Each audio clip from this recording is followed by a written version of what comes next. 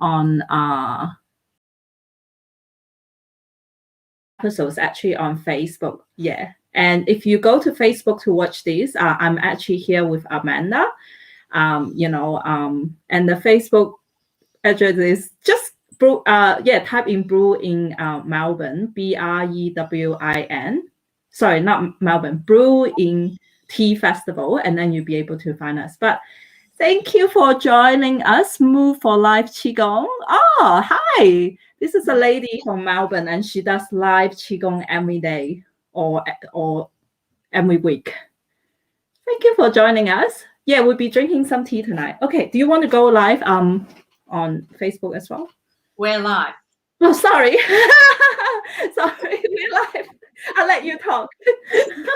Going so well, I didn't want to interrupt. But yes, hello. Hi, everybody. We are live on all the channels now.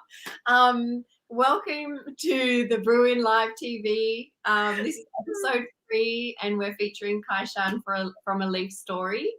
So I'll just give you a little bit of background on Kaishan. She is a certified tea grader and an art of tea practitioner, a second-generation tea enthusiast, and the Chief Tea Officer at A Leaf Story Melbourne, as I mentioned. She's also the co-founder and organizer of our wonderful BrewIN Tea Festival. Yay! Some things you may or may not know about Kaishan is that her love for tea runs deep.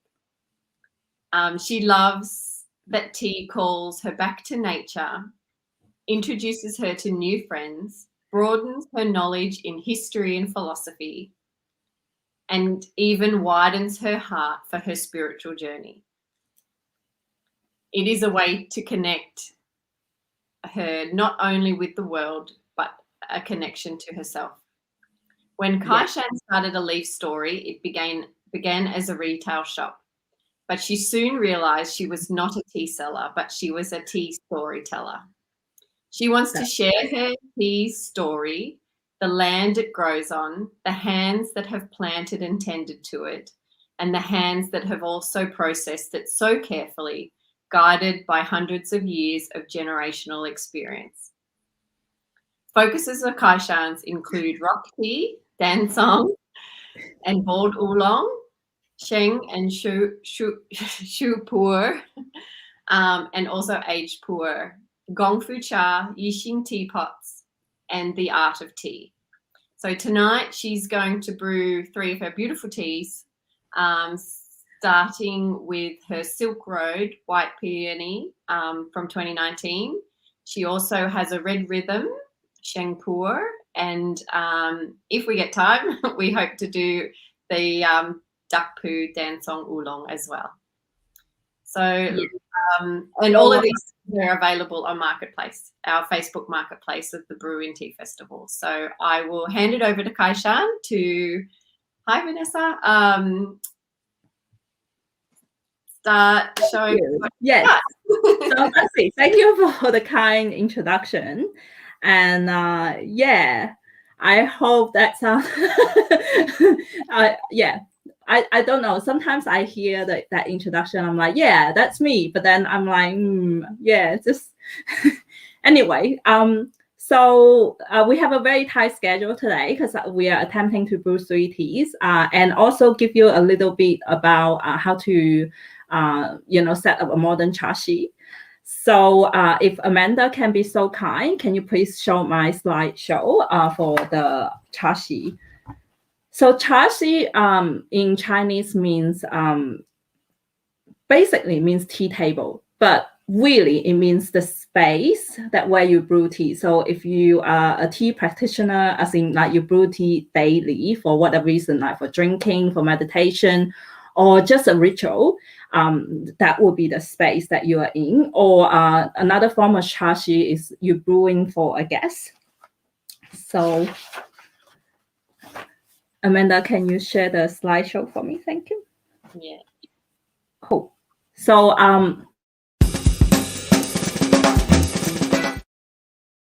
yes.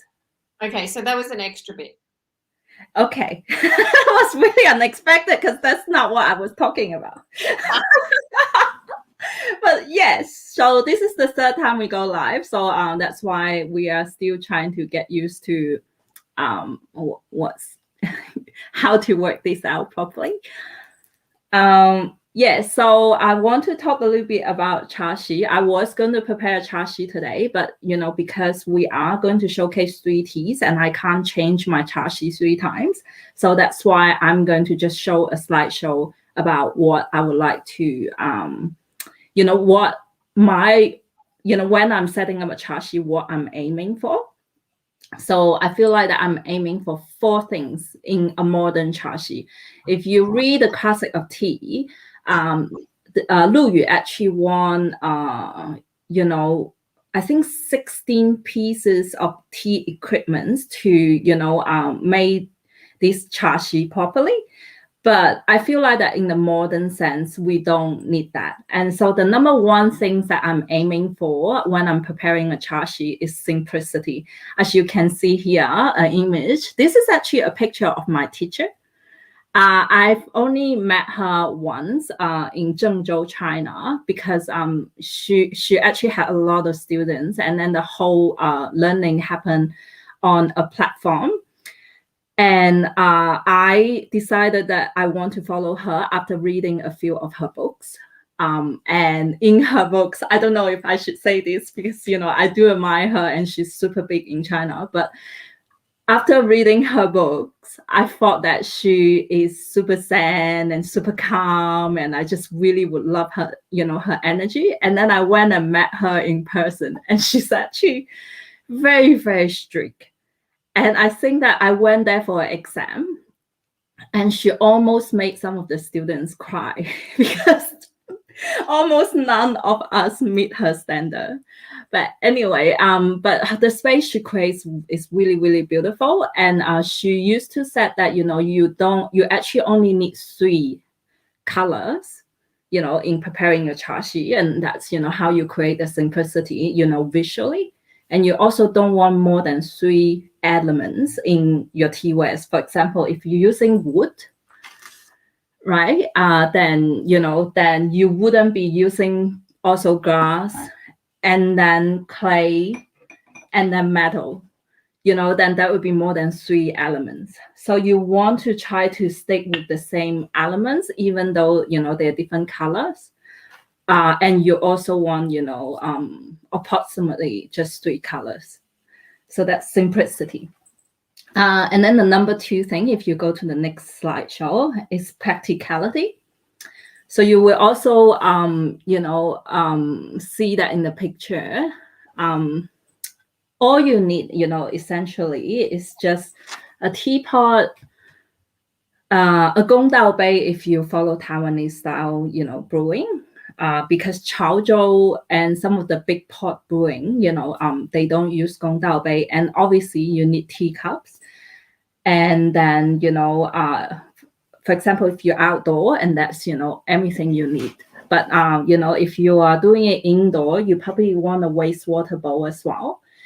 I used to love the idea of the tea tray, the big tea tray with a drawer that collects water. I used to love that. But I do think that, it's unnecessary because you can't move it. And tea drinking, like, wherever I go, I drink. I drink it in the living room. I drink it in, on the dining table. I drink it in the kitchen, the study. So, then you'd be carrying this big, massive tray everywhere. So now I just sustain it with a wastewater bowl. So all the teawares you carry, it should serve a purpose. And without it, it would not do. But anything else you can just eliminate. And then my point number 3, if you go to the next slide, it is seasonality, if you can say that. So for example, this is the chashi, but ideally it should be a chashi for summer, because the color white, it just gives you sort of like a cooling sort of sensation. So, according to your environment, you should also choose your teawares, to suit, the weather. And, another elements of the chashi is, flower arranging. So you will have seasonal flowers, for your chashi. And then for winter, then you can, or for indoor, you can have something like this. So because it is now still quite cool. So I'm burning some incense, and then the smoke create a sense of warmness. So I quite like that as well. And then, seasonality also is related to the sort of tea that you choose to drink. So, nighttime, ideally you'll be drinking black tea, shopu aged tea, like, Tania has an aged black tea, so you can drink that at night. So ideally we shouldn't be drinking white tea because it's super, super cooling, and it should be like something that you should drink maybe at noon to cool you down. And then the last one is comfort and beauty. And I added beauty, but beauty should be part of comfort. Because, if you look at it and it's like visually pleasing, then you will feel comfortable in the space as well.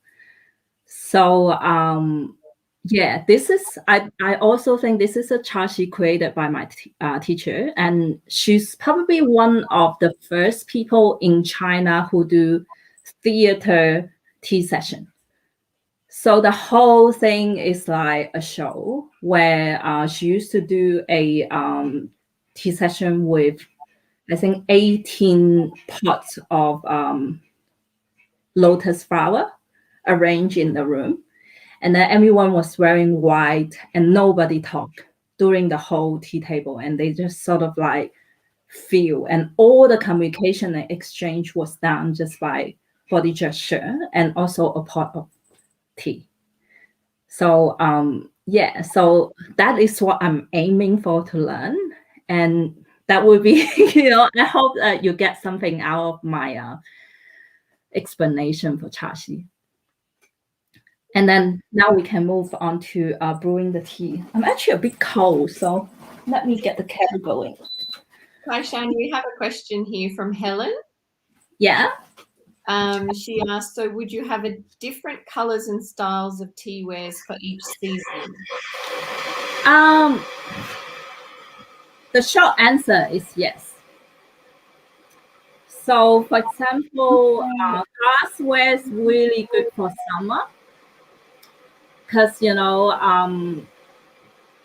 for the same reason that you will use the color white a lot in summer, because, it just makes it look so, cool, and, sort of can cool you down even just by looking at it.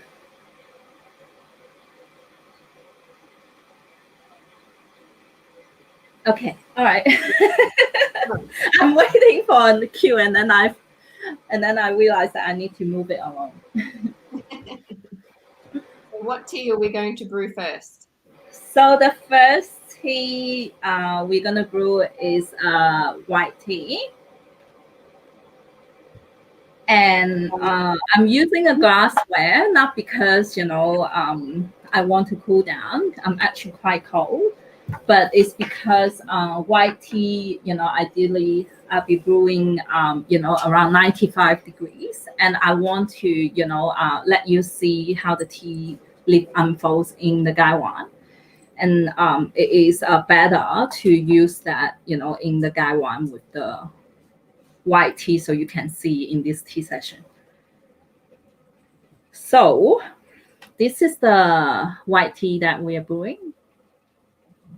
Okay, woo! And I just dropped some on my keyboard. And it is actually, if anyone wants to see here as well, it's actually a cake. So this is the cake.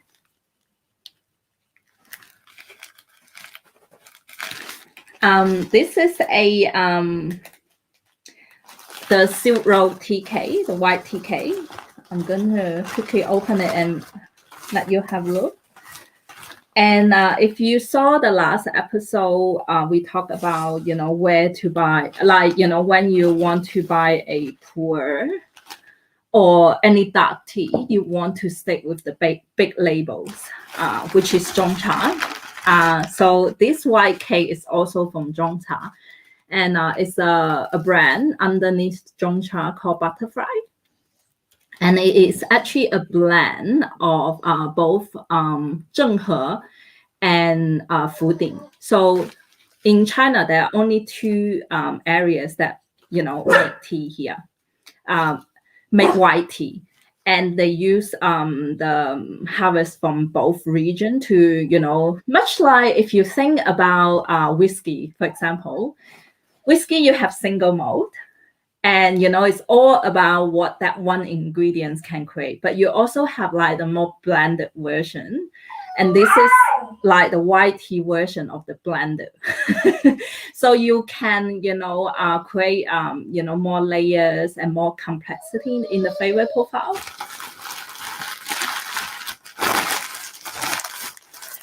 So that is the tea cake. And this tea cake is from 2019. So last time we were saying that 1 year is tea. Actually, I checked. It's 3 years, then it become medicine. So we have another year to go, then it will become a medicinal tea. So why is white tea considered good for aging?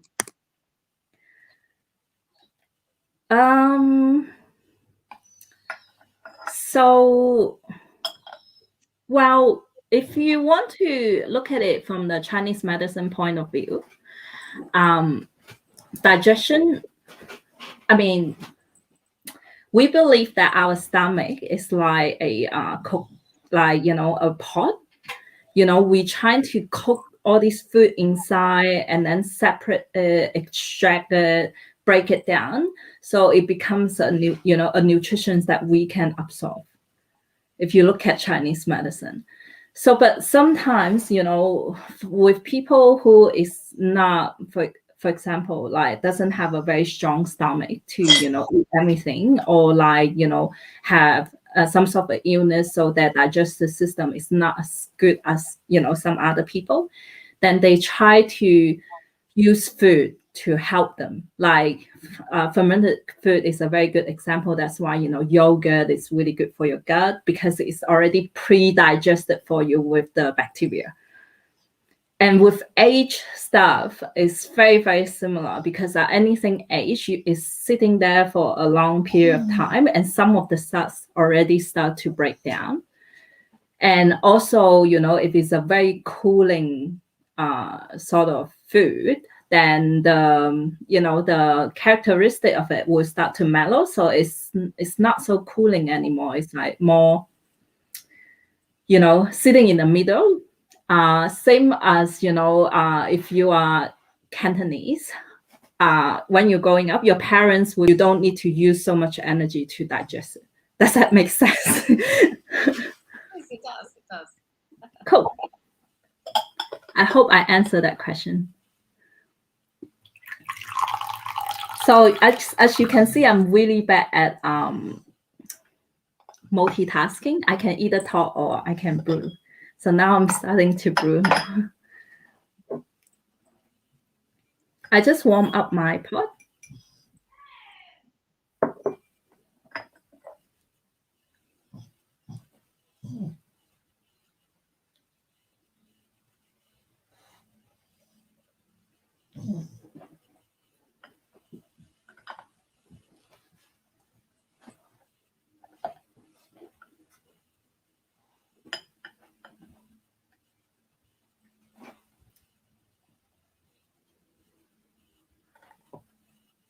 Oops. So I don't actually let it sit for too long. And some people would not drink the first brew, because there's a lot of mistranslation there. They think that the tea needs to be washed, but that's not true. Like with modern day tea production, you don't the tea is not so dirty. So you can pretty much just start drinking the first brew, especially if it's a good quality tea that is being, bought from like trusted sources, if you tip away the first brew, it's actually quite wasteful, in my opinion. Amanda, are you brewing the same tea at the moment? I am. What do you reckon of the smell? It's a very nice and floral and gentle smell, warming.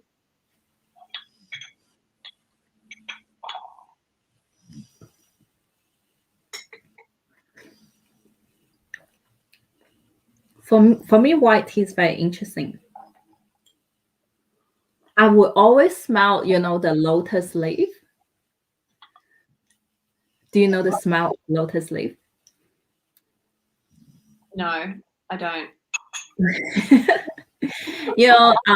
I'm Cantonese, so again, like if you go to Yum Cha and you order a dim sum called sticky rice with chicken in it, and it's always wrapped in a lotus leaf, and that is the smells that reminds me of white tea. Oh, is that a lotus leaf? Yeah.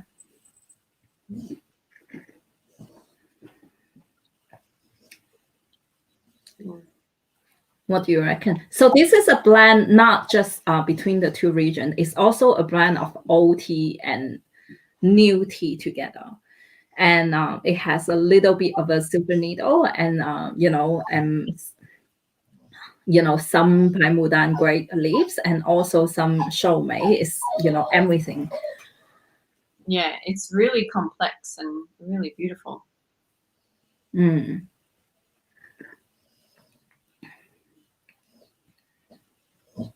Okay, I have a question here about tea caffeine level. It's a misconception that white tea has less caffeine. That's what people think. Or green tea. I don't remember what people think anymore because I tried to explain it too many times. Well, generally speaking, with caffeine level, okay, I'm just going to go with what I want to say. The more tea buds, as in the younger the leaves, the higher the caffeine, because the tea plants produce caffeine as a mechanism to fight insect, because the caffeine is toxic to the buds. And only the young leaves is, are sought after by the buds. And that's why the more young leaves, then the more caffeine. And that's also why, dark tea and oolong tea has lower caffeine because they tend to use older leaves. But yeah, ideally, I shouldn't be drinking it at night. Thank you for asking, Helen. It's not very good for me. And we have a few more questions. Oh, well, Jordan's just mentioned that he does still wash any compressed tea just because it's usually got lots of dust from when I broke it off the cake. Otherwise, he would drink the first brew. Right. So I don't know if the dust is foreign object. It could be just tea dust. So it may still be good to drink. But yeah, so but again, like with compressed tea or maybe with dark tea, like, it still can be a good idea to rinse it because the cake is so compressed. It takes much longer for the moisture to get into the middle of the cake. So it takes a longer time to, sort of absorb the water and, get loosened. Yeah. I mean, for me, I wouldn't throw away the rings. I just let the first brew to be longer. But you can do a quick rinse, tip it away, and then do your first brew. Yes, I always thought it was to sort of waken up the tea leaves as well, rather than just rinse it. Yes. So I'll say that 洗茶, which is tea washing the tea, rinsing the tea, is called 洗茶. waking up the tea is called 醒茶, and that's where the misconception comes in. Because when people say 醒茶, and at some point people start to hearing washing the tea, not waking up the tea, and then people start to think that the tea is dirty, but it's really really not. Yeah. Okay, so it's sort of being lost in translation a little bit. Yes. So you can see that, even though it's 2019, the color of the tea is already, darkened a lot because they do have some aged leaves in here. Yeah. So I'm completely ignoring my Instagram live, but this is my priority. Sorry. Yeah. We have one more question from Emma. Sorry to cut you off there. Which type of tea do you recommend drinking in the springtime?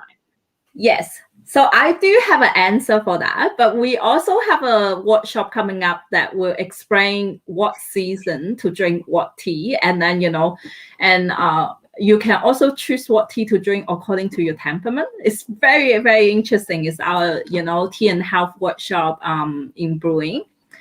But the short answer is like, springtime, we believe that springtime is, how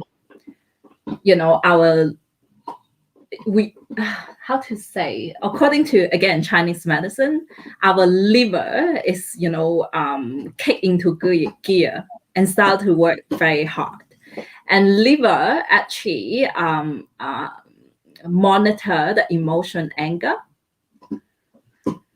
So that means, when your liver is, overworking, then your anger level can shoot up as well. And then during that time, you should be drinking fragrant stuff. So either Buddha's tears, so jasmine pearls, or tea with roses in it. And in my case, because I'm from Canton, I would drink Venus, which is the last tea that we're going to brew, because Venus oolong is so fragrant. So anything with fragrance, and be around flowers that have a good fragrance, that will also help. Yeah. Good. Cool. So ideally I would brew, a few more times, but I'm conscious with time, so I'm going to move on. This tea I will brew maybe 5-6 times, and then after you brew it, you can actually still cook it in a pot to extract the last little bits of the effective ingredients out. I hope I'm making sense. I feel a little bit frustrated tonight. No, you're doing well. You're doing well. So Cool. We're going to move on to the next tea. Yeah, it is very nice though, I'm losing words for how to describe it, but like, there's this taste keep coming back, and it's like, the texture is quite thick. Yeah, it does have a silky mouthfeel for sure. Yeah. So that's our first tea. Now our second tea. So again, I will need to heat up my water because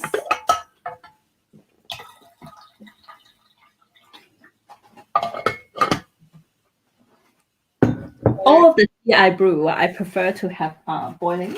Okay, so that was going to be my next question, was the water temperature for your next tea. Yes. So this is the next tea. It is a red rhythm pour cake.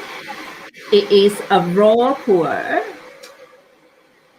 It is from 2007, so it already have a good 14 years. 14 or 13? My math is bad. Aging for 14 years. So it already have a really developed taste profile, and it is from Linchang area. So as you can hear, if you drink a lot of pu'er, you will repeatedly hear two areas that produce pu'er. One is Menghai, one is Linchang. And sometimes, the tea people in China would joke like, Menghai is a masculine pu'er, because it's like the cha tea is so strong and it's bitter and it's so in your face. As in Linchang and Bingdao, which is the ice island, is like very soft, very feminine in sort of like taste profile. And so this is a Linchang pour, so a little bit more feminine, not so in your face sort of taste. And I quite like it because even though it is mellow, but in the processing, they actually cut the leaf a little bit. So they roll the leaf a little bit, so a little bit more astringent will come out. And when they brew it, it's more like it's a tiny bit more strong than it aimed to be. Yes, that's right, Kristen. It is cooling you down because you love green tea, you love Japanese green as well. So I think that naturally you are more heated, in your system. That's like me. I like all the green teas. Yes. So with a cake, ideally you will break it. You will break it, into smaller pieces before you brew it. Then you don't need to do the tea awakening as long. Does that make sense? Oh, yeah. And yeah, with this tea, I'm using a Yixing. With pu'er and oolong, I prefer Yixing. I only use gaiwan where I'm doing tea assessing, but for brewing for enjoyment, I do prefer Yixing, or I do prefer a pot. So Sue asked us what the first tea was. The first tea was a silk road, a white tea. Yeah.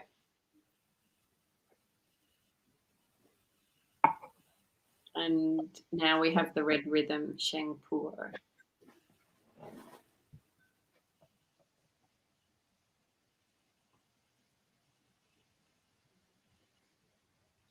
Kirsten said the first time that she tried pu'er, it was really bitter. It was a really bitter one and put me off trying others for a while. Are there types that you'd recommend that aren't so bitter? Bitterness can be due to a number of factors. It can be how the person brew it as well. So how would I recommend it? Like, I will recommend you trying the one we're brewing now. Because it's more mellow. Like I said, there are two areas that making pu'er, and then Menghai area is more bitter than Linchang. Linchang is softer, sweeter, and mellower. And especially this one has been aged for 14 years. So, it started to change into something else. And the color is darkened. Because the really young Sheng Pu'ers usually have quite a bit of bitterness, don't they? And they tend to mellow a little bit as age. Would you say when they age? Would you say that? Yes. Yeah. And Jordan says he loves, when he's drinking pu'er, he's kind of chasing the really bitter ones. Yes. And I don't too. So yeah, that's how Lao Banzhang got so famous, because apparently it's so in your face, sort of bitter. So I'm going to show you the cake a little bit, if you can see. Ooh, can you see? Yeah. You can see it's a quite good amount of tea young leaves. The more golden light color one. I'm going to show it to the other camera as well. It's quite mellow. Hey? I find it quite mellow, yes. Yeah. But there's some people had claimed that the more bitter the tea, the more substance for it to age and transform. So when it's like an old tea, then it will be very, it will turn into a very good aged tea. But somehow I don't completely agree. I feel like that it is a marketing tactic where they want to sell tea that doesn't necessarily taste good when they So I still feel like that, if it's a good tea, it should, already taste like, okay, in the beginning. But maybe I'm wrong. Like, Jordan, tell me your experience if you have been drinking aged tea. Well, Helen said that she's not fond of pu'er, but she does love Buddha's tears and sencha. Yeah. So if you feel like you don't like pu'er, I can sort of understand, because it is very, very different to the green tea that especially Japanese green tea. But I would say that in Yunnan, pu'er was just a type of green tea. And it was the processing that is a little bit different. So when they are doing the panning, to what we call the kill green process, to kill all the enzyme, they actually fire it with a lower temperature, so they don't kill everything. There will be a little bit of the living things in the leaves for it to further develop as they age. Yeah, so I would still say that is because the pu'er that is being sold overseas. If you like, for example, I see a lot of bad pu'er in the Asian grocery. I kid you not, they are really like poor quality. So sometimes, or for example, you have a pu'er in a Cantonese restaurant. You drink the pu'er there, and that's not necessarily the pu'er that we drink, in chashi, for example. That is just like watered down, fermented pu'er. So I think that you really need to try a good pu'er to make a decision to see if you like it, because good pu'er can be quite fragrant. Good pu'er can, have a good characteristic of the lighter fermented tea, not fermented, lighter oxidized tea. So I think that a lot of people who love green tea can really love sheng pu'er, especially the young ones. So one more thing I want to touch on is, you would notice that I changed my cup. There are two types of cups, in shapes. So when we drink oolong, we like to use a cup that is taller, because the smell will stay better. Like, it's more concentrate at the top for you to smell it. But because pu'er tea, for some reason, we all love the wider rim one because it's easier for it to cool down. So technically, this is the shape for pu'er, and this is the shape for oolong, like the tall, long ones. I hope that's helpful to you. That's good. We've got a few more comments, which I'm going to put up, but we will have to keep moving on as well. Okay. Jordan says, I know nothing about aged pu'er because I'm cheap. Expensive tea budget goes into rock tea. But I don't think it isn't good if it's just bitter. I like it when it is bitter, thick, strong, and with a sweet aftertaste. Yeah, aged pu'er can be quite expensive. Yeah, but it also depends on what you think is age. I just recently took a class in aged pu'er, and it was actually taught by a French guy. That was so weird. But then I realized that the French guy's tea master is a Taiwanese tea master, which I can find all of his stuff in Chinese. So watch him like for like 20 hours of his content that I watch, and I find out that in his word, only poor that is beyond 20 years is age poor. But of course, like, you know, you need to have a thick wallet for that, right? So, you know, normally in like, you know, in the tea market in China, we will still think that, you know, maybe 10, 12 years is already, you know, we will already start to think it's quite age. Yeah. And Kirsten said, I know that if I brew some of my Japanese greens with too hot water temperature, it will bring out the astringency. A lower temp will really change the taste. Maybe I need to do a pour tasting taste. With the green tea, I didn't really quite get that. I need to read it properly. So I think she's saying maybe it'd be worth tasting pour with different temperatures, I think. Probably not, because pour is made with a different varietal, because pour is large leaves, so it's more freshy. And if you do it with too low of the temperature, it doesn't actually extract everything. As in, like a lot of green tea, especially Japanese green tea, they're like tiny leaves and they're so delicate. So a little bit of temperature will start to push everything out. But pour, you really need that kick. That's why, like, you know, having boiling water is not enough.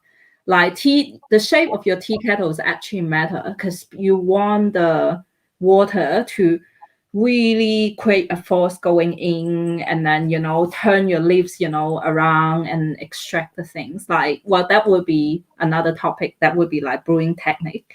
But yeah, you really want really, really hot water for pour, and that's why you warm up the pot as well.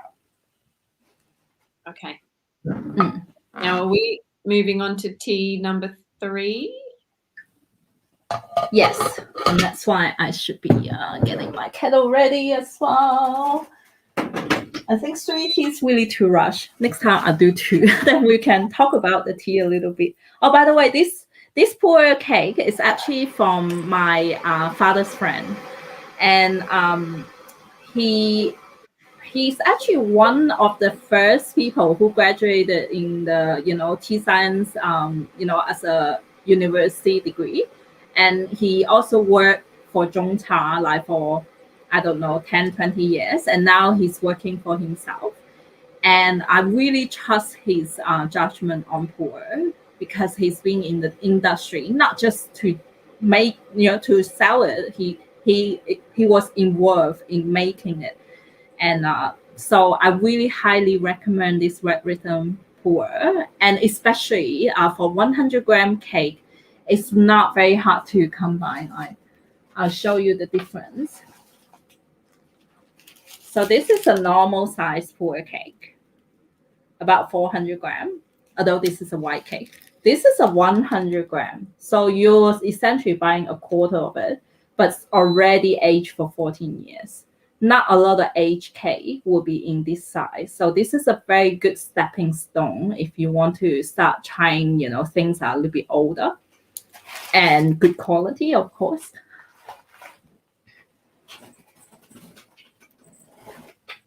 Now, Helen also asked, did you say we can get a university degree in tea? Yeah, you can. In China, I think. Yeah. Yes. I think that they might attempt to do it in English, like in 5 or 6 years' time. But yeah, you can, because it's a vast topic to talk about. It's about agriculture, so, you know, plantation, biology, things like that. And it's also about history, because, like, you know, it can be traced back to thousands of years, and then you can do research about it. And I actually was talking, because we were trying to finalize some details for our speakers for Yunnan. And I was talking to someone who is from Yunnan, and she was saying that, oh, you know, I really don't have time to talk to you, because like I had to finish my research for tea. So there is a big faculty, you know, in not just one or two university, like in different province, different university will have, you know, program for tea, researching, you know, the health benefit, or like extracting ingredients to make, you know, commodity. Like, for example, the tea socks that we talked about in our last episode will be one of their research program. Yeah. So this is like, again, I was too busy talking. I forgot to brew my tea. I brewed mine. Oh, great. Tell us about the tea you're brewing. Very fragrant and beautiful. Yes. So you see that this is, again, I'm using a shui ping hu. This is my favorite teapot in shape, because it's easy to handle. It's got a big belly. It holds a lot of stuff inside. It allows rooms for the leaves to unfold and move. And for it to, the water come out, you know, it's a straight pointed spout. So it comes out really quickly. It's really good for oolong. So Sue asked, show you this tea. Oh, So yeah. this is the silver flower, and its more traditional name for this oolong is dak pu. And after I brew it, I will share a little bit something I learned about dak pu. Why is it called dak pu? Oh, good, because that was going to be my next question. Ah. Sue also asked, is the tea on the website for purchase? So you can get it off Kaishan's website. You can also get it off the BrewIN Tea Festival's Facebook marketplace page. Yeah. So Amanda, if you can put the website on here, because the marketplace will link back to my website anyway. So maybe it's quicker to just go to the website.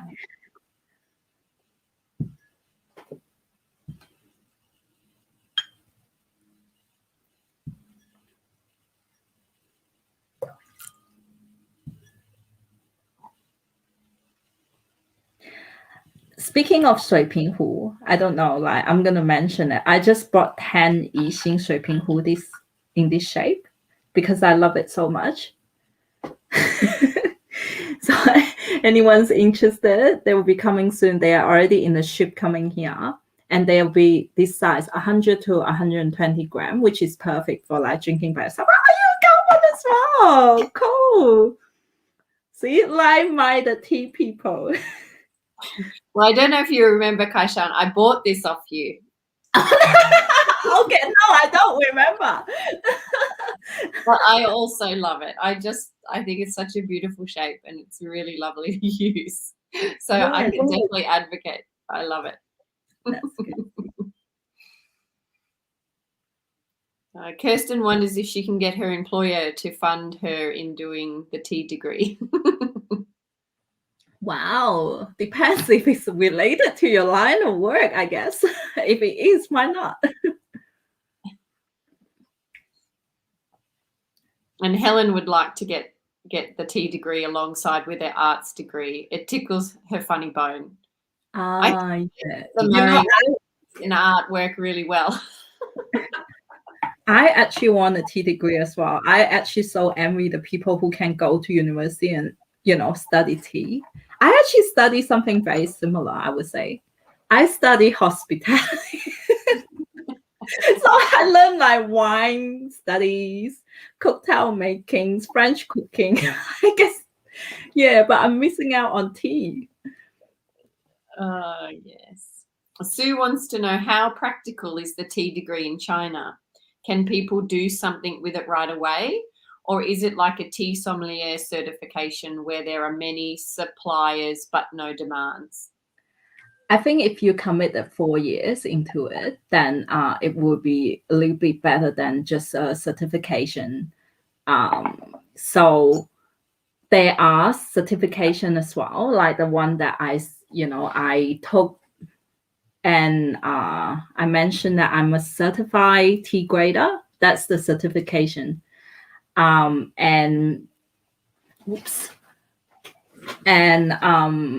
So, but the university degree is something else, because like you'll be learning under people who are influential in the tea industry, and they will have research program that you can help. And a lot of people are learning because they will either go to like big tea company like the Zhongcha one. Like I think, yeah, it's a lot more serious, like a lot more connected to what you would do in the future. If you choose this profession, you wouldn't do it just for fun, I think.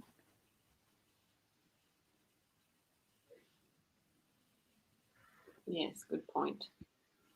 So the name of the third tea, which is the one we're drinking. Sorry, I haven't been really focused on the tea I'm brewing, isn't it? I'm such a bad seller. Like the introduction, I'm not a tea seller. I'm a tea storyteller. Anyway, this is a silver flower, but this name only come about in 1992. So before 1992, even though they've been having this tea for hundreds of years, it had always been called the dark poo. So the reason why, like, they had, trying to research how the name had came about, and it gone, it has such popularity in, naming it the dark poo rather than the silver flower. Apparently, because the leaves, the tea leaves, look like the paw of a duck, where the soil is like very mushy and yellow. And then the tea farmer who first grew this varietal, people love it so much they start to ask, oh, what is this? And he wanted to give it a bad name because he was worried that people would steal his plant or something. So he said, oh, this is dark poo. But it was like the soil is yellowish, and the consistency and plus the shape of the leaves looks like the paw of a duck, and that's why it's called a dark poo. Yeah. I didn't know that about the leaves. That's interesting. Yeah. And so apparently for dark poo, the oxidization's a little bit lighter, so a little bit on the greener side. So if you love green tea, you probably would love this one as well. As you can see, the tea color is a little bit lighter. I also have a honey orchid from the same supplier. The color is more orangey. And yeah, the oxidization level is higher. I feel that this tea, because it's less oxidized, the fragrance really high, but it also finish a little bit quicker than my honey orchid.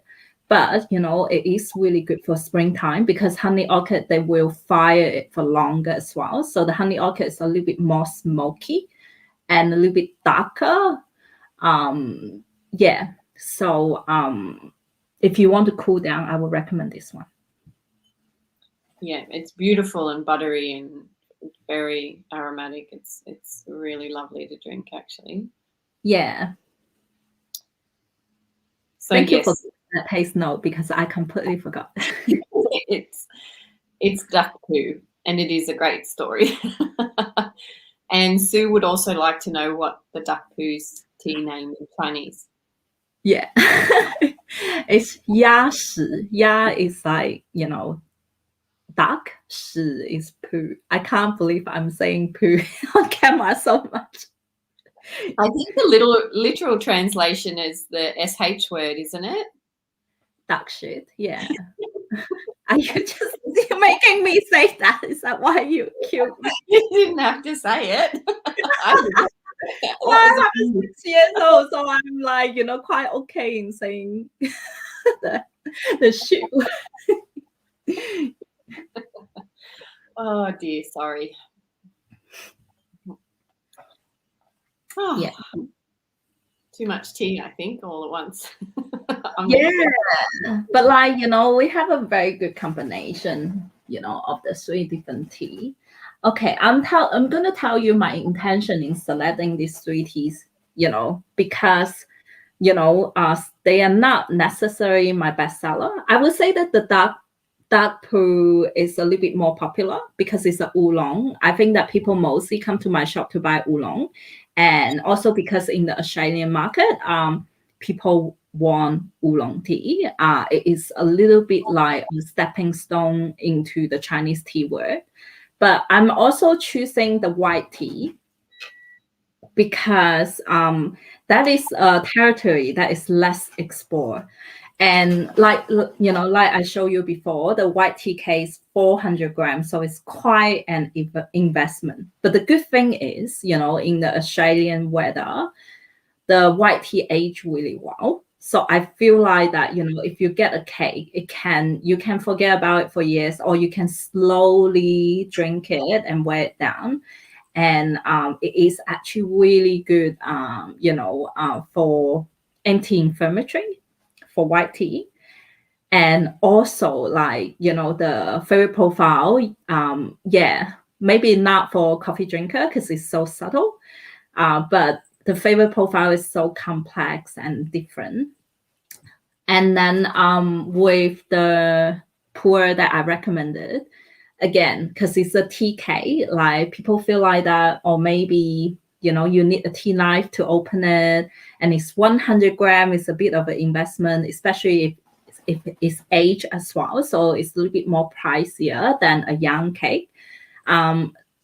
So yeah, those are the two tea that people are not necessarily buying from the shop, but I really love to recommend these two teas to you guys, especially the pour. So if you have any other questions related to this, let me know.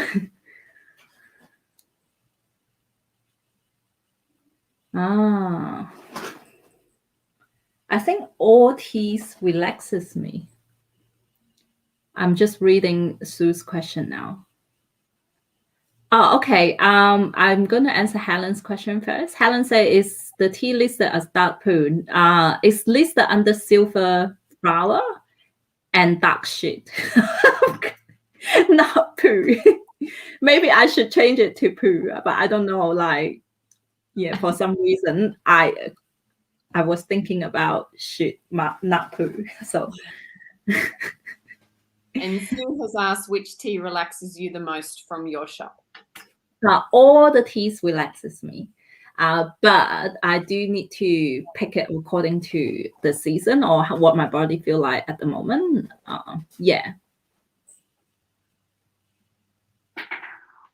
What about you, Sue? What tea relaxes you? Well, while we're waiting for her response, Kirsten said, oolong and jasmine for Aussies can be sentimental.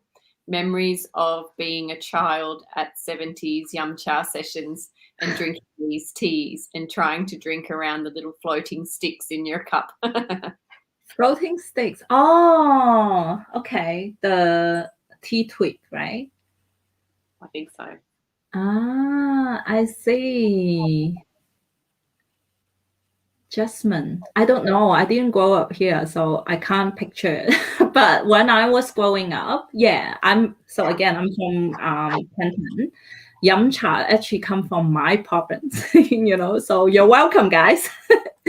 And we also have memories of drinking tea, even though when we were little kids, at yum cha restaurant. But those teas are normally a lot more watered down, as in they make I don't know, a big hot boiler of it and then put some hot water in it.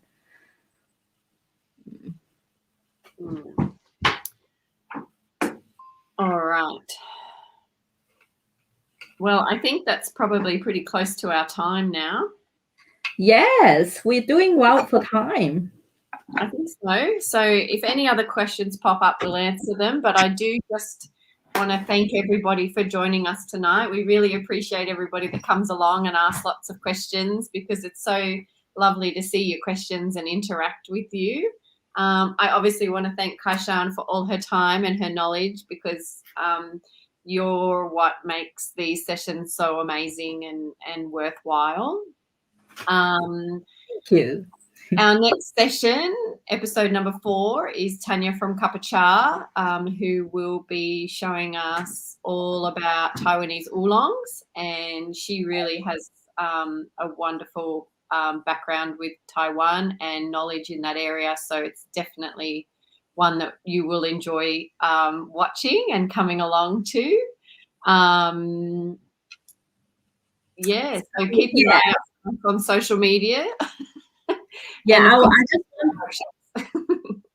I just want to mention quickly, like, because I see people jump in, in the middle of the session. If you miss any of this, you actually can go to YouTube and rewatch everything. So you can just type in the bar, search for BrewIN Tea Festival, then it will pop up. Yeah, and also want to mention that all of the paid workshop, the tickets are now live. We'll be posting more information about that, but go and have a look. I think that, we have a topic for everyone, because we have a topic about tea and health. Like I said, we have a Chinese doctor talking about tea and health, and also a researcher talking about, the scientific finding. And we have a topic about tea and food. We have people who are doing food and tea pairing, talking about how they pair it, and also like people making tea cocktail on screen with us. The next workshop is about tea regions. We'll be talking to people in Japan, in Uji, and also someone from potentially 1 to 3 people from Yunnan, and talk about tea in Yunnan. What's the last one? I don't remember. Oh. I've got it written down. Okay. The art of tea. The art of tea. Oh, yes. So yeah, we also have a workshop about art of tea, and that is one that is quite interesting. And I didn't anticipate for the workshop to turn out like that, because initially I contacted someone from Chaozhou, and he has a institution called Gongfu Cha Research Center. And I was like, Gongfu Research Center, what is that? And then so he will be just covering like more traditional sense of chaxi. And then someone who's learning under the same tea course, but more advanced, will be presenting modern chaxi, and should be able to tell you more about how modern chaxi have evolved. So go check it out, guys. Yes, please do. Yes.